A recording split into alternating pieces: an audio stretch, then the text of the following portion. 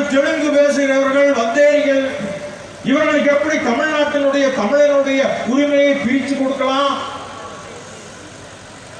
பேசுவது யார்? அரசு ஊழியர்கள். இந்த கண்ணோட்டம் இங்கே பல பேரிடம் இன்றும் இருந்து கொண்டிருக்கிறது. இதுதான் பிரச்சனைக்கு அடிப்படையே இதாக காரணம். இவர்களுக்கு உண்மையிலே இடஒதுக்கீடு தர வேணும் அப்படிங்கிறது தரக்கூடாது என்பதெல்லாம் வேற.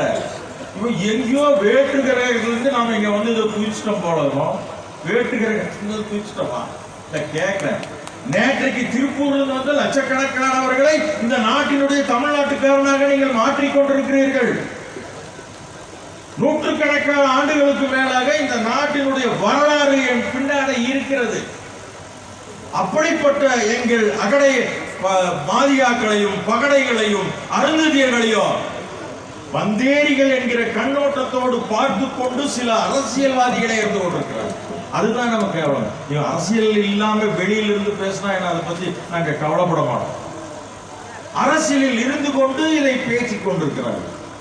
ஆக இதையெல்லாம் நாம் மிக கூர்மையாக நாம் கவனிக்க வேண்டிய ஒரு அவசியம் நமக்கு இருந்து கொண்டிருக்கிறது. நம்மை பொறுத்தளவு இந்த உள்ளிடஒதுக்கீட்டுல சில பேர் சொல்றான் பாருங்க, இந்த லிஸ்ட்ல உள்ளிடஒதுக்கீடு வந்த பிறகு பாருங்க, தேவேந்திரர் 0, ஆதி திராவிடர் 0, அருந்ததியருக்கு 10, 20, 30 இப்படி சொல்றார் ஒருத்தர். தோழர்களை உண்மையிலே சொல்கிறேன், இங்க தோழர் இதை பேசிட்டார். இருந்தாலும் நான் சொல்கிறேன், இது அப்பட்டமான பொய்.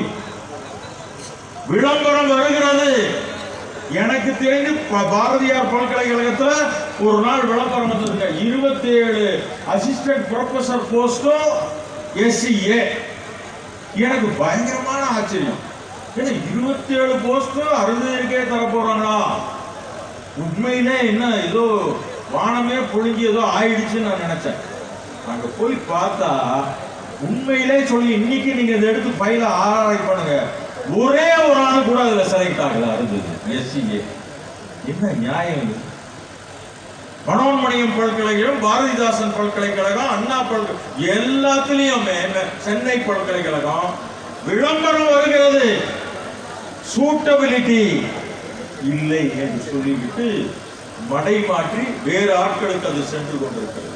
தோழர்களே, இதையெல்லாம் நாம் மிக நீண்ட காலத்துக்கு ஏற்றுக்கொள்ள முடியாது. தவறான செய்திகளை மேடையிலே இவர்கள் பேசிக் கொண்டிருக்கிறார்கள். அது மட்டுமில்ல தோழர்களே, இன்றைக்கு நம்மை பொறுத்தளவு கலைஞர் ஒரு சாணக்கியர் என்று சொன்னார்ல. ஏன்னா இப்ப பல பேர் வந்து இத வந்து இது சொல்றாங்க, என்ன சொல்றாங்க, ஏங்க முருகனுக்கு போய் பாராட்டு தெரிவிச்சீங்கன்னா, ஏங்க அவங்க தாங்க அப்டேவிட் தாக்கல் பண்ணாங்க, இது ஓகே, எங்களுக்கு ஒன்றும் அப்ஜெக்ஷன் இல்லைன்னு.